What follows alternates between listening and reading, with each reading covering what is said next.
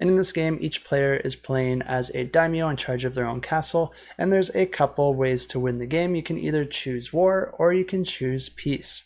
And the way this game works is that players are going to be trying to collect different types of cards throughout the game, but every player starts out with a castle card, and you're going to put that into your tableau, and you might be able to add certain cards to that as the game goes on. But there's 4 types of cards in the game. The first one is the building cards, and these can be used to add on to your castle cards, which can grant you different things like more defense, income, or additional strength. And then there's character cards, which grant players with a one-time use ability that can be used to either help yourself or hinder your opponents. And then there are enlightenment cards, and these don't really do anything, but they do grant you peace points, which is one of the ways to win the game. And then finally, there are the soldier cards, and this is the other way to win the game by fighting opponents in order to try and gain war points.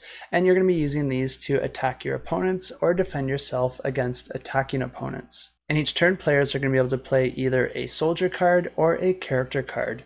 If they choose to play a soldier card, they're going to be attacking one of the other players, and then each of those players is going to be taking turns playing one soldier card at a time. And then they're going to compare the swords of the attacking player to the shields of the defending player. You can always decide to pass and not play a card so that you don't use up all your cards in a single battle. But if you won and you're the attacker, then you're going to gain a war point. But if you lost, then the opponent is going to get compensated with additional currency, and they're also going to steal one of the buildings from the attacker. And an interesting thing here is that all of the cards are going to get discarded except for the last one that the players played. So the order that you play your cards really does matter if you want to try and use your more powerful cards again and again in future battles. But whoever did lose the battle will also gain an immunity card, which can protect them from being attacked in some of the future turns. And of course, if players decide to play a character card instead of a soldier card, then you just play that ability, and then you're going to gain income and then buy as many cards as you're able to from the shared market.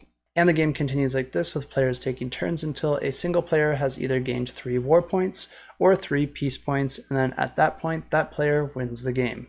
And if you're interested in this one, I have links in the description below.